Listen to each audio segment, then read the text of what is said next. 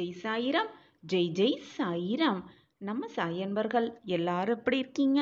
எல்லாரும் நல்லா இருப்போம். உனக்கு இன்று கிடைத்தது எல்லாம் இறைவன் கொடுத்த பரிசாக ஏற்றுக்கொள். உனக்கு கிடைக்காதது எல்லாம் மற்றொருவரின் வாய்ப்பாக கருதி விட்டுவிடு. உனக்கு கிடைத்ததை வைத்து சந்தோஷமாக வாழ முயற்சி கொண்டாலே உன் வாழ்வு எப்பொழுதும் நிம்மதியாகவே இருக்கும். உன்னுடைய அலைப்பாயும் மனம் பக்குவப்படும். அலைப்பாயாமல் ஒரு இடத்தில் ஆசுவாசப்படுத்தலாம். உன் சாயி தேவா உன் இல்லத்தில் அடியெடுத்து வைத்துவிட்டேன். இனி உன் வாழ்வில் ராஜயோகம்தான். வீணாக எதை நினைத்தும் கவலைப்படாதே. வேதனைக்கு ஆளாகாதே. உன்னையும் வேதனைப்படுத்திவிட்டு உன்னை சுற்றி இருப்பவர்களையும் வேதனைக்கு ஆளாக்காதே. கலங்காமல் இரு. உன் எண்ணங்கள் அழகாக இருந்துவிட்டால் உன்னுடைய வார்த்தைகளும் உன்னுடைய வாழ்க்கையும் மிக அழகாகவே மாறிவிடும். எப்படி வாழ்கிறோம், எந்த இடத்தில் வாழ்கிறோம் என்பது முக்கியமல்ல. வாழும் இடம் என்பது முக்கியமே அல்ல. நீ வாழ்ந்து காட்டுவதுதான் முக்கியம். வாழ்ந்து ஜெயிப்பதுதான் மிக மிக முக்கியமான ஒரு செயலாகவே இருக்கக்கூடும். நீ என்னிடம் உரிமையாக கேட்ட ஒன்று, நீ உரிமை கோரும் ஒன்று உன்னிடமே நிரந்தரமாக வந்து தங்கும் நேரம் எல்லாம் நெருங்கி வந்துவிட்டது. நிம்மதியோடு இரு.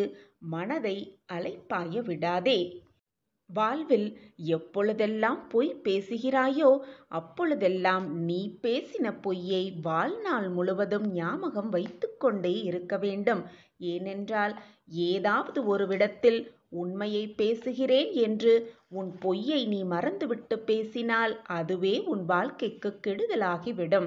எனவே பொய் பேசினால் அதை வாழ்நாள் முழுவதும் நினைவில் வைத்து கொண்டே இருக்க வேண்டும் என்று சிந்தித்துப்பார். பொய்யே பேசவே மாட்டாய். இப்படி வாழ்நாள் முழுவதும் அதை நினைவில் வைத்துக் கொள்வதை விட உண்மையை பேசிவிட்டு போகலாமே. நீ உண்மையை பேசினால் எதையுமே ஞாபகம் வைத்துக் கொள்ள வேண்டிய அவசியமே இருக்காது. ஏனென்றால் நீ பேசியதே உண்மைதானே. உன்னை வீழ்த்தக்கூடிய ஒரே ஆயுதம் என்ன தெரியுமா என் பிள்ளையே? உன்னுடைய மனம்தான். அந்த மனதை நீ எப்படி பராமரிக்கிறாயோ, எப்படி அதை வைத்துக் கொள்கிறாயோ அதன் பொறுத்துதான் உன் வாழ்க்கையும் நிம்மதியாகவும் மகிழ்ச்சியாகவும் சந்தோஷமாகவும் இருக்கும். மனதை அமைதியாக வைத்துக்கொள். நிம்மதியாக மனதை அலைப்பாய விடாமல் வைத்துக்கொள். மன நிம்மதி உன்னை தேடி வரும். நிச்சயமாக, சர்வ நிச்சயமாக. நான் இருக்கிறேன் குழந்தையே. எதற்குமே கலங்காதே. நிம்மதியோடு இன்று இரவு கண்ணுறங்கு. நாளை விடியலை நீ அதிசயித்து பார்க்கத்தான் போகிறாய். ஓம் சாயிராம். ஒரு ஊரில் ஒரு ராஜா ஒரு அறிவிப்பை விடுத்தாராம்.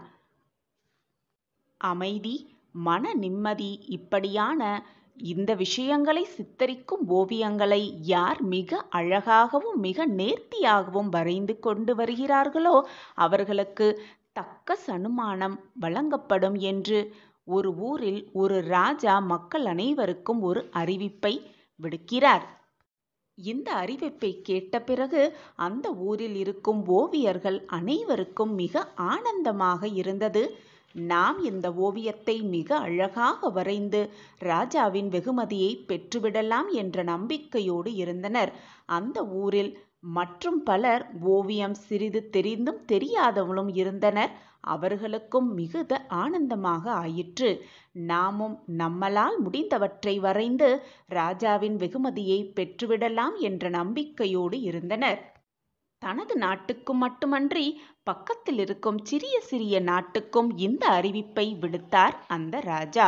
தன் மனதிற்கு பிடித்த மாதிரி இந்த அமைதி, மன நிம்மதி இவை முதலான ஓவியங்களை சித்தரிக்கும் ஓவியங்களை யார் நேர்த்தியாக வரைந்து கொண்டு வருகிறார்களோ அவர்களுக்கு தக்க சன்மானம் வழங்கப்படும் என்ற அறிவிப்புதான் அது.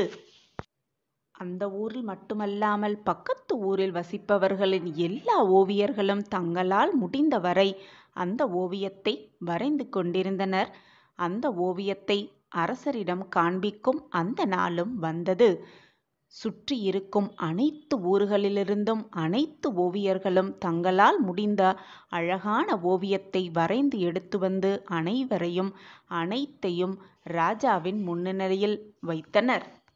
அவர்கள் வைத்த அனைத்து ஓவியத்தையும் ஒவ்வொன்றாக ராஜா அழகாக பார்த்து கொண்டிருந்தார். அப்பொழுது அந்த அரசவையில் இருக்கும் மந்திரிகளும் மக்கள்களும் ஒவ்வொன்றாக வந்து அந்த ஓவியத்தை அனைவருமே பார்த்தனர்.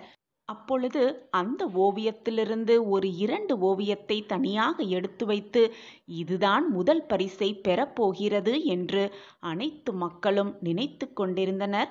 அதுதான் சிறந்த ஓவியமாக எண்ணிக்கொண்டிருந்தனர். இதைதான் ராஜா சிறந்த ஓவியம் என்று அறிவிப்பார் என்றும் அவர்களுக்குள் பேசிக்கொண்டிருந்தனர். அந்த ஓவியம் எப்படி இருந்தது என்றால், ஒரு அழகான மலைக்கு இடையில் ஒரு சூரியன் மிக அழகாக நேர்த்தியாக உதயமாவது போல அந்த ஓவியம் மிக அழகாக சித்தரிக்கப்பட்டிருந்தது. இயற்கையோட மொத்த அழகையும் கூட்டி அந்த ஓவியத்தை வரைந்திருந்தார் ஒரு ஓவியர். அதேபோல் மற்றும் ஒரு ஓவியம் எல்லா மக்களுக்கும் கவர்ந்த ஒரு ஓவியம் எப்படி இருந்ததென்றால், இரவு பொழுதில் மிக அமைதியான ஒரு ஏரி, அந்த ஏரியின் நடுவில் முழு நிலவின் ஒளி மிக அழகாகவே தென்படுகிறது. முழு நிலவின் பிம்பம் மிக அழகாகவே அந்த ஏரியின் தண்ணீரில் முழுமையாக தென்படுகிறது. இதுதான் இந்த 2 ஓவியம்தான் அங்கு இருக்கும் மக்கள் அனைவருக்கும் மிகவும் கவர்ந்த ஓவியமாக தென்பட்டது. இதற்குதான் ராஜா பரிசை அறிவிப்பார் என்றும் அனைவரும் பேசிக்கொண்டிருந்தனர். அரசரும் மிக அமைதியாக அங்கு இருந்த அனைத்து ஓவியங்களையும் பார்த்துவிட்டு, நான் முடிவு செய்துவிட்டேன், இதுதான் என் மனதிற்கு பிடித்த மிக ரம்மியமான ஓவியம், மன அமைதி, நிம்மதி இதை குறிப்பதற்கான மிக அழகான ஒரு ஓவியமாக இருக்கிறது என்று அதை எடுத்து வந்து அரசவையில் நடுவில் வைத்தார். அரசர் வைத்த ஓவியத்தை பார்த்த அங்கிருந்த அனைவருக்கும் ஆச்சரியமும் அதிர்ச்சியும் காத்திருந்தது. அரசர் அறிவித்த அந்த மன நிம்மதி, அமைதி இவற்றுக்கு கொஞ்சம் கூட சம்பந்தமே இல்லாத ஒரு ஓவியம்தான் அது. இதை பார்த்த அனைவரும் அங்கிருந்த அரசரிடம் கேட்டனர், மன அமைதிக்கும் நிம்மதிக்கும் சம்பந்தமே இல்லாத ஓவியத்தில் அப்படி என்னத்தான் இருக்கிறது என்று கேட்டார்கள். அதற்கு அரசர், நன்றாக உற்று பாருங்கள், இந்த ஓவியத்தில் உங்களுக்கு என்ன புரிகிறது என்று நன்றாக உற்று பாருங்கள் என்று கூறினாராம். அந்த ஓவியத்தில் என்ன இருந்தது என்றால், ஒரு மிகப்பெரிய பிரளயம், மழை, இடி மின்னலுடன் கூடிய மழை, பெரும் சூறாவளி காற்று போல் பார்க்கவே மிகவும் பயமாக இருக்கக்கூடிய ஒரு சூழல்தான் அங்கு இருந்தது. இதை பார்த்த அனைவரும், எங்களுக்கு இதுதான் தெரிகிறது, உங்களுக்கு என்ன புரிகிறது என்று நீங்களே சொல்லிவிடுங்கள் அரசரே என்று கூறினார்களாம். அதற்கு அரசர், இந்த ஓவியத்தை அனைவருமே பார்த்தீர்கள், ஆனால் அந்த ஓவியத்தில் ஓரமாக இருக்கும் ஒரு முதியவரை யாருமே பார்க்கவில்லை. இவ்வளவு பிரளயம் வெளியில் நின்று கொண்டிருந்தாலும் நடந்து கொண்டிருந்தாலும் அந்த முதியவர் எந்த ஒரு பாதிப்பும் அடையாமல் ஒரு புன்முறுவலோடுதான் அந்த பிரளயத்தை பார்த்து கொண்டிருக்கிறாய். நம்மளுடைய சூழ்நிலையும் அமைதியாகவும் நிம்மதியாகவும் இருந்தால்தான் நமக்கான மன நிம்மதி நமக்கு கிடைக்கும் என்பது மிக சாதாரணமான விஷயம். நம் சூழலும் நம்மளுடைய சூழ்நிலைகளும் பிரளயமே இருந்தாலும் சூறாவளியாக இருந்தாலும் கூட நாம் அமைதியாக இருக்க வேண்டும் என்பதே இந்த புகைப்படத்தில் நான் கண்டு கொண்ட உண்மை. இதைதான் அந்த ஓவியரும் மிக அழகாக சித்தரிக்கிறார் என்பதுதான் இதன் முடிவு. அதற்காகத்தான் இந்த ஓவியத்திற்கான பரிசை நான் முதலாவது என்று அறிவித்தேன் என்று கூறினாராம் அரசர். அப்பொழுதுதான் அங்கு இருந்த அனைவருக்குமே அதன் விஷயமும் புரிந்தது, அந்த ஓவியத்தின் சாராம்சமும் விளங்கியது. இதைதான் நாமும் நம் வாழ்க்கையில் கடைப்பிடிக்க வேண்டும். நம்மளுடைய சூழ்நிலையும் சுற்றமும் அமைதியாகவும் நிம்மதியாகவும் இருந்தால்தான் நாமும் நிம்மதியாகவும் மன அமைதியோடு இருக்கும் வேண்டும் என்பது நிம்மதி அல்ல, அது மன நிம்மதியும் அல்ல. நம்மளுடைய சூழ்நிலையும் பிரளயமாக அதிர்ந்து கொண்டிருந்தாலும் சூறாவளியாக சுழன்று கொண்டிருந்தாலும் நாம் மன நிம்மதியோடு இருப்பதுதான் வாழ்க்கையின் வெற்றியடைவதற்கான சிறிய மிக பெரிய பண்பாகவே இருக்கும். பிரச்சனை என்ற ஒன்று இல்லாத பொழுதுதான் நான் அமைதியாக இருக்க வேண்டும் என்று நினைத்தால் மன நிம்மதியும் அமைதியும் எப்பொழுதும் வாழ்நாள் முழுவதும் வரவே வராது. பிரச்சனை ஒன்று மாறி ஒன்று வந்து கொண்டேதான் இருக்கும். ஆனால் அந்த பிரச்சனையை பார்த்து மனது நொந்து விடாமல் நாம் நம் மனதை அமைதியாகவும் நிம்மதியாகவும் வைத்து கொண்டால் நம் வாழ்வில் சந்தோஷமும் மகிழ்ச்சியும் தானாகவே குடிகொள்ளும். மனம் நிம்மதியாக இருந்தால் அமைதியும் சந்தோஷமும் தானாகவே வரும் என்பதுதான் நிதர்சனமான உண்மை. சாயப்பாவிடம் அனைத்தையும் ஒப்படைத்துவிட்டு அவர் காலடியில் அனைத்தையும் சமர்ப்பித்துவிட்டு நாம் நம் வேலையை செய்து கொண்டே மன நிம்மதியோடு இருந்தால் நமக்கானது அனைத்தும் நிச்சயமாக நம்மிடம் வந்து சேரும். ஆழ்ந்து பார்க்கும் அளவிற்கு உன் வாழ்க்கையில் நீ உயர்ந்தால் அதுதான் அவர்களுக்கு நீ கொடுக்கும் மிக பெரிய பதிலடியாகவே இருக்கும். என்னுடைய மனப்பூர்வமான ஆசியுடன் என்றும் மகிழ்ச்சி நிலைக்க, செல்வம் குவிய, ஆரோக்கியம் சிறக்க, சகலவிதமான சந்தோஷங்களும் உன்னை வந்தடைய உன் சாயப்பாவின் ஆசிர்வாதத்தை மனம் நிறைய பெற்றுக்கொள். உன் வாழ்க்கையில் மாற்றத்தக்க அதிசயங்கள் நடந்தே தீரும். உனது நல்ல எண்ணங்களும் நல்ல செயல்களும் உன்னை ஒருபோதும் கைவிடாது. உன்னுடன் இருந்து அது உன்னை வாழ வைக்கும். உனது எண்ணங்களே உன்னை வாழ வைக்கும். நம்பிக்கையோடு இரு. நல்லதை மட்டுமே சிந்தித்து கொண்டே இரு. உன் நல்ல எண்ணங்களே உன்னை வாழ்க்கையில் மிக பெரிய வெற்றியடைவதற்கான வழித்துணையாகவே இருக்கும். வாழ்க்கையில் மனசாட்சிப்படி நடந்தாலும் மன கஷ்டமே மிஞ்சுகிறதே என கவலை கொள்ளாதே. எவர் உன்னை நிராகரித்தாலும் நீ செய்த நன்மைகள், உன் எண்ணங்கள் உனக்கு தகுந்த பலனை அளிக்கும். உனக்கான பலனை அந்த எண்ணங்களே உனக்கு அளிக்கும். நீ செய்யும் ஒவ்வொரு தவறும் எனக்கு தெரியும். நல்வழியில் சென்று கொண்டே இரு. தீய வழியில் நீ செல்ல நேர்ந்தாலும் கூட உன்னை பார்ப்பதற்காக உன் அப்பா இருக்கிறார் என்ற எண்ணமே போதும். உன்னை தீய வழியில் கொண்டு செல்லாது. உனக்கு துணையாக எப்பொழுதும் நான் இருப்பேன். என் மீது மட்டும் நம்பிக்கையை முழுமையாக வைத்துவிடு. கடவுள் உன்னை காப்பாற்ற மாட்டார் என்று எண்ணி விடாதே. கஷ்டமான சூழ்நிலை வரும் பொழுது கடவுள் என்னை காப்பாற்ற மாட்டார் என்று எண்ணி விடாதே. நீ கடவுளின் குழந்தை. கடவுள் எப்போதும் தன் வெகுளி பிள்ளைக்காக ஓடி வருவார். என் வார்த்தைகளின் மீது நம்பிக்கை வை. தன் பிள்ளை கஷ்டப்படுவதை பார்த்து எந்த தகப்பனும் அமைதியாக இருக்க மாட்டார். ஓடோடி வந்து அதற்கான அத்தனை வேலைகளையும் செய்து கொண்டே இருப்பார். கடவுளின் அருள் உன் மீது இருக்கும்போது உன் வளர்ச்சியை உன் எதிரிகளால் கூட தடுக்கவே முடியாது. அனைத்தையும் வெற்றிகரமாக நடத்த உன் சாயப்பா உன்னோடு இருக்கிறேன் என்பதை எந்த நொடியும் மறந்து விடாதே. பல பேர் அவரவர் பிரச்சனைகளுக்கு விடிவு தேடி ஒரு நிரந்தர தீர்வு தேடி சாயப்பாவை காண்பதற்கு காத்திருக்கும் நேரத்தில் நான் உனக்கு அனுமதி அளித்திருக்கிறேன். ஏன் தெரியுமா? பல மைல்களுக்கு அப்பாலிருந்து உன்னை அழைத்து வந்திருக்கிறேன். உன்னை அழைத்து வந்ததே நான் தான்.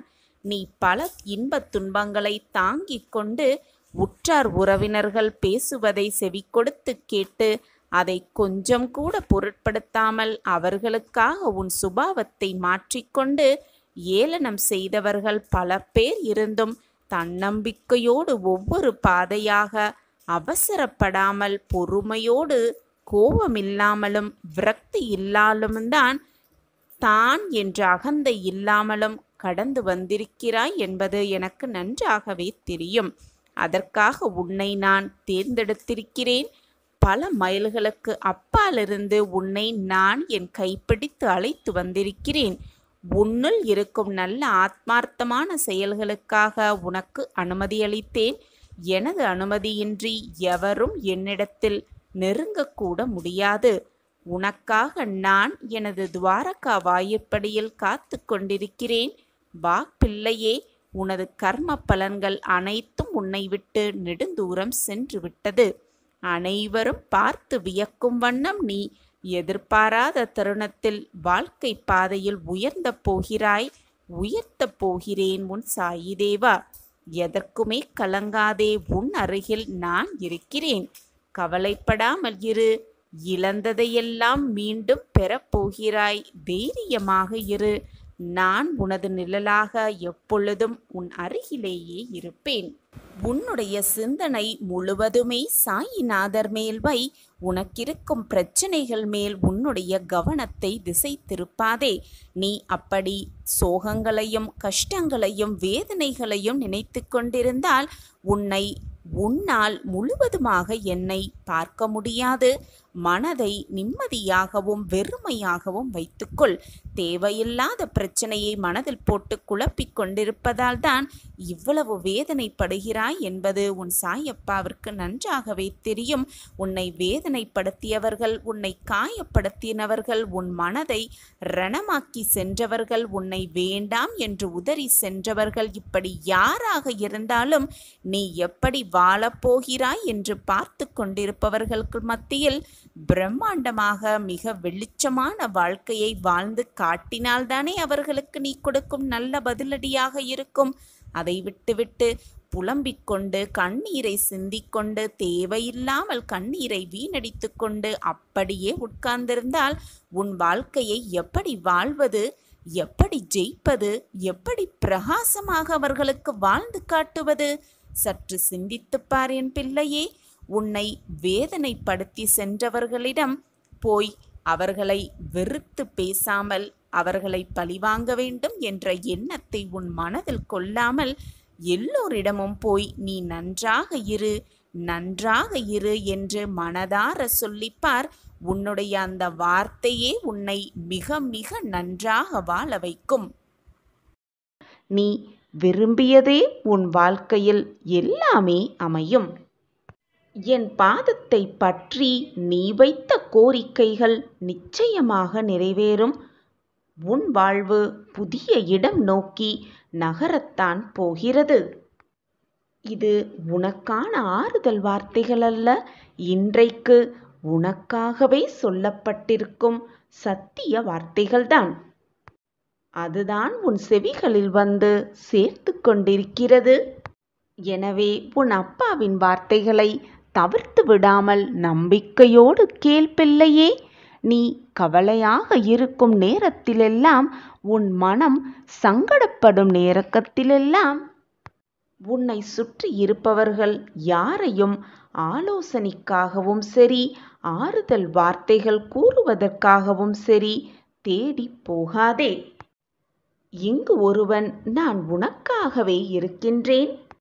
உன் மனம் வேதனையாக இருக்கும் சமயத்தில் என் முன்னே அமைதியாக உட்கார்ந்து விடு. உன் மனதிற்குள் இருக்கும் உன் அப்பாவை ஆத்மார்த்தமாக நினைத்து கொண்டிரு.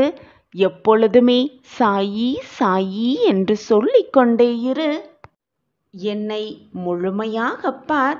என்னுடைய ஆசிர்வாதமும் முழுமையான அன்பும் உனக்கு நிச்சயமாக கிடைக்கும். என்னிடம் இருந்து ஒரு ஆத்மார்த்தமான அரவணைப்பும் உன்னிடம் இருந்து என்னிடமும், என்னிடம் இருந்து உன்னிடமும் ஆத்மார்த்தமாக வருவதை நீயே உணர்ந்து கொள்வாய். அதன் பிறகு நீ என்னுடன் ஆத்மார்த்தமாக கலந்து விடுவாய். அப்படி செய்து பார். உன் மன பாரங்களுக்கெல்லாம், உன் மன போராட்டங்களுக்கெல்லாம் உனக்கான ஆறுதல் சர்வ நிச்சயமாக கிடைக்கும். உன்னுடைய மனதில் இருக்கும் சிக்கல்களுக்கும் குழப்பங்களுக்கும் கூட ஒரு நல்ல தெளிவு கிடைக்கும், ஒரு தீர்வு பிறக்கும். இந்த சுலபமான வழியை விடுத்துவிட்டு யாராவது வருவார்களா? நம் சோகத்தை பகிர்ந்து கொள்வார்களா? நமக்கு ஆறுதல் வார்த்தைகள் 4 சொல்லுவார்களா? நமக்கு தோள் கொடுப்பார்களா என்று மற்றவர்களை எப்பொழுதும் சார்ந்து இருக்காதே. நான் தான் உன்னோடு இருக்கிறேனே. ஏனென்றால் இங்கு அவரவர்க்கென்று அவரவர்க்கு தனித்தனி வாழ்க்கை இருக்கின்றது. அவரவர் வாழ்க்கையில் அவரவர் போராட்டத்தை போராட வேண்டிய பொறுப்பும் அவர்களுக்கு இருக்கிறது. அனைவருக்குமே உன்னை போன்று 1000 பிரச்சனைகள் இருக்கத்தான் செய்கிறது. உனக்கு ஆறுதல் வார்த்தைகள் சொல்லவும், உன்னை தோளில் சாய்த்து கொள்ளவும், உனக்கு ஆறுதலாக உன்னை ஆசுவாசப்படுத்தவும் இங்கு யாருக்குமே நேரமும் இல்லை, அதை விடுத்து மனமும் இல்லை.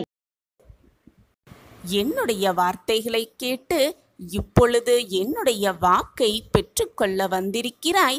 இப்பொழுது இதை நீ கேட்டுக்கொண்டிருக்கிறாய் என்றால் உனக்கான நல்ல நேரம் பிறந்துவிட்டது. நான் உன்னுடன் தான் பேசிக்கொண்டிருக்கிறேன். காரணமில்லாமல் என்னுடைய வார்த்தை உன் செவிகளில் வந்து விழாது. காரணமில்லாமல் என்னுடைய வாக்கு உன்னிடம் வந்து சேராது. எதை யாருக்கு எப்பொழுது கொடுக்க வேண்டுமோ அதை அப்பொழுதே அந்த நொடியே அவர்களிடம் கொண்டு போய் சேர்க்கும் பொறுப்பை உன் சாயப்பா ஏற்றிருக்கும் பொழுது அதில் தவறு நிகழ்ந்து விடுமா? நான் அனைத்தையும் பார்த்து கொண்டுதான் இருக்கிறேன். தேவையில்லாத குழப்பமோ பயமோ உனக்கு வேண்டவே வேண்டாம். உன் சாயப்பா உன்னோடு இருக்கும் வரை உன் வாழ்க்கையில் பிரகாசத்திற்கு குறைவே இருக்காது. எனது இந்த வாக்கு உன் கண்ணில் பட்டு நீ இதை இப்பொழுது கேட்டுக்கொண்டிருக்கிறாய் என்றால் சர்வ நிச்சயமாக இது உனக்கான வார்த்தைகளை, உனக்காகவே சொல்லப்பட்ட வார்த்தைகள்தான் இது. நம்பிக்கையோடும் முழு ஆத்மார்த்தமோட உணர்வோடும் இதை முழுவதுமாக கேள். உன் வாழ்வில் மிகப்பெரிய பிரம்மாண்டத்தை சர்வ நிச்சயமாக உணர்வாய். இப்பொழுது உன் வாழ்க்கையில் வலிகளோடுதான் போராடி கொண்டிருக்கிறாய். அதை நான் பார்த்து கொண்டுதான் இருக்கிறேன். என்ன சாயிநாதரே, நான் வலியோடு போராடி கொண்டிருப்பதை பார்த்து கொண்டே இருக்கிறீர்களே என்று கேள்வி எழுப்பாதே. நான் பார்த்து கொண்டே இருக்கிறேன் என்பதற்கு பதில் பார்த்து கொண்டே அமைதியாக இருப்பேன் என்பதல்ல. உன் வலியையும் வேதனையையும் தீர்ப்பதற்கான வழியை யோசித்து கொண்டே பார்த்து கொண்டிருக்கிறேன் என்பதுதான் அதற்கான பதில். வலியை எப்பொழுது உணர்கிறாயோ அந்த நிமிடத்திலிருந்து வாழ்க்கையை வெல்லப் போகிறாய் என்றுதான் அர்த்தம். சில சமயம் நீயே தவறாக புரிந்து கொண்டிருக்கிறாய். வாழ்க்கையில் நாம் மட்டும்தான் கஷ்டப்பட்டு கொண்டிருக்கிறோம், வாழ்க்கையின் வேதனையின் உச்சத்தில் இருக்கிறோம் என்று நினைத்து கொண்டிருக்கிறாய். அந்த நிலைமையில் நீ இருக்கும் பொழுது அனைத்தையும் விட்டுவிட்டு எங்காவது போய்விடலாமா என்ற உன் மன போராட்டமும் உனக்குள் இருப்பதை என்னால் உணர்ந்து கொள்ள முடிகிறது. அனைவரையும் தேடி தேடி சென்ற நீ இப்பொழுது எனக்கு யாருமே வேண்டாம், தனிமையில் விட்டுவிடுங்கள், தனிமையே எனக்கு போதும் என்று சொல்லும் அளவிற்கு வாழ்க்கையில் மிக கஷ்டமான சூழ்நிலையில் வாழ்ந்து கொண்டிருப்பதாக நினைத்து கொண்டிருக்கிறாய். இந்த வாழ்க்கை எதற்கு? இவ்வளவு வேதனைகளை அனுபவித்து கொண்டு இந்த வாழ்க்கையை அப்படி வாழதான் வேண்டுமா என்று நீ உன்னையே வெறுக்கும் அந்த நிமிடத்தில் வாழ்க்கையே உனக்கு வெறுமையாக சென்றுவிடும் என் பிள்ளையே. இப்படியே சென்று கொண்டிருந்தால் உன் மனம் சோர்ந்தடைந்துவிடும். இப்படியே உன் வாழ்க்கையில் நீ நகர்த்து கொண்டே இருந்தால் அந்த மன சோர்வோடு சேர்ந்து உன்னுடைய வாழ்க்கையும் உன்னுடைய மனமுமே உன்னை அடி பாதாளத்துக்கு உன்னை தள்ளிவிடும். நன்றாக புரிந்து கொள் என் பிள்ளையே. இந்த காலகட்டத்தில்தான் உன் மனதை நீ நன்றாக புரிந்து கொள்ள வேண்டும். மனதை பக்குவமாக வைத்துக்கொள்ள பழகிக்கொள்ள வேண்டும். இந்த நிலைமையில் வேறு யாருமே உன்னிடம் வந்து நெருங்க முடியாது, உனக்கு உதவி செய்ய முடியாது. உனக்கு நீயே உதவி செய்து கொள்வதுதான் புத்திசாலித்தனமாக இருக்கும். எனவே சிந்தித்து நிதானமாக செயல்படு. நான் உனக்காகவே இருக்கிறேன், உன்னுள்ளேயே இருக்கிறேன், உனக்காகவே இருக்கிறேன். இதுநாள் வரை முட்கள் பாதையில் பயணித்து வந்த உன் கால்கள் இனி மலர் பாதையில் பயணிக்கப் போகிறது. ராஜாங்க வாழ்க்கையை கைப்பற்றப் போகிறாய். உன்னுடைய துன்பமெல்லாம் இன்றோடு முடிந்தது. இனி உன் வாழ்நாளில் எல்லாமே பேரின்பம்தான். இப்பொழுது உன் மனதில் எதையெதையோ நினைத்து வேதனையில் இருக்கிறாய். அது எனக்கு தெரியும். உன்னுடைய வேதனைகள் என்ன என்பதும் எனக்கு தெள்ளத் தெளிவாகத் தெரியும். ஆனால் ஒன்று மட்டும் உறுதியாகக் கூறுகிறேன், உன்னுடைய வேதனைகள் நீங்கிவிடும். உன்னுடைய விதி சரியானதுதான். நீ வேதனைப்படும் அளவிற்கு உன்னுடைய விதி அவ்வளவு மோசமாக இல்லை. நீ செய்த பாவ புண்ணிய கணக்குப்படிதான் உன் கர்மா இப்பொழுது உன் வாழ்க்கையில் இன்பமாகவும் சந்தோஷமாகவும் மாறி மாறி வந்து கொண்டிருக்கிறது. உன் வாழ்வில் நீ அனுபவிக்கும் துன்பங்களும் சரி, நீ அனுபவிக்கும் சந்தோஷமும் சரி, நீ செய்த கர்ம பலனின் காரணமாகத்தான் என்பதை புரிந்து கொண்டு நடந்து கொள். என்னுடைய திட்டப்படிதான் எல்லாம் இதுவரை சரியாக நடந்து கொண்டிருந்தது. இனியும் அப்படித்தான் நடக்கும். என் திட்டப்படிதான் உன் வாழ்க்கையில் எல்லாம் சரிவர நடந்து கொண்டிருக்கிறது. இது நாள் வரை எதுவும் தவறாக நிகழவில்லை, நிகழவும் நிகழாது, நிகழவும் நான் அனுமதிக்க மாட்டேன். நடப்பது அனைத்துமே ஏற்கனவே தீர்மானிக்கப்பட்டதுதான். இது நாள் வரை எல்லாம் சுபமாக நடந்து கொண்டிருக்கிறது. எதற்குமே நீ காரணகர்த்தாவாக ஆகிவிட முடியாது. ஒரு விஷயம் உனக்கு சரியாக நடப்பதும் தாமதமாக நடப்பதும் உன்னுடைய விதிவசத்தால் என்பதை புரிந்து கொண்டு செயல்படு. நீ செய்த கர்மா, நீ செய்த பாவ புண்ணியத்தின்படிதான் உன் வாழ்வில் இன்பமும் துன்பமும் மாறி மாறி வந்து கொண்டிருக்கிறது. அதிலிருந்து தப்புவதற்கு யாருக்குமே உரிமையில்லை, யாரும் தப்பவும் முடியாது. நம் கர்மாவை கழித்தேதான் ஆக வேண்டும் இந்த உலகத்தில் உள்ள அனைவருமே. என் அன்பு பிள்ளையே, மற்றவர்கள் உன்னை எத்தனை முறை எத்தனை வழியிலும் வசைபாடினாலும், உன் மனம் புண்படிப்படியாக அவர்கள் பேசினாலும் அமைதியாக இருந்துவிடு. உன் மனவேதனை, உன் கசப்பான அனுபவங்கள், உன்னுடைய சோதனையான காலங்கள் எல்லாவற்றையும் இன்று நினைத்தால் கூட எனக்கு மிக மன வருத்தமாக இருக்கிறது குழந்தையே. இது நாள் வரை நீ பட்ட கஷ்டம் எல்லாம் போதும். இது நாள் வரை நீ சந்தித்த அவமானங்கள் எல்லாம் போதும். இது நாள் வரை நீ பட்ட துன்பங்கள் எல்லாம் போதும். இது நாள் வரை நீ அனுபவித்த வேதனை எல்லாம் போதும். உன்னுடைய அனைத்து துன்பங்களையும் வேதனைகளையும் நினைக்க நினைக்க என் மனப்படும் பாட்டை யாருமே சொல்ல முடியாது, யாருமே அதை விவரிக்கவும் முடியாது. குழந்தையே, போனது எல்லாம் போகட்டும், முடிந்தது எல்லாம் முடியட்டும். உன் வாழ்க்கையில் நீ இதுவரை பட்டதெல்லாம் இதோடு முடிந்து போகட்டும்.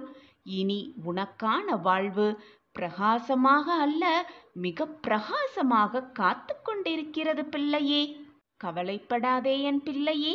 உன்னுடைய இதயத்தின் சத்தம் நன்றாகவே, ஏன் மிக நன்றாகவே எனக்கு கேட்கிறது. நீ பெற்ற அவமானங்கள், நீ பெற்ற தோல்வி, நீ பெற்ற துன்பங்கள் எல்லாம் நாளை உன்னுடைய வெற்றிக்கான விதைகளாகவே இருக்கும், உரங்களாகவும் இருக்கும். உன்னுடனேயே நான் இருந்து உன்னை காப்பதுதான் என்னுடைய வேலை என் பிள்ளையே. இந்த உலகத்தில் இயங்கும் அனைத்துமே என்னுடைய கட்டளைப்படிதான் இயங்கிக் கொண்டிருக்கிறது. என் திட்டப்படிதான் எல்லாம் சுபமாக நடந்து கொண்டிருக்கிறது. நீர், நிலம், காற்று, பூமி, ஆகாயம், பிரபஞ்சமே இந்த ஒரு என் கட்டளைக்காகத்தான் காத்து கொண்டிருக்கிறது. என்னுடைய அசைவுகளுக்காகத்தான் காத்து கொண்டிருக்கிறது என்பதை புரிந்து கொள். குழந்தையே, நான் உனக்காகவே அவதரித்தவன் என்பதை புரிந்து கொள்.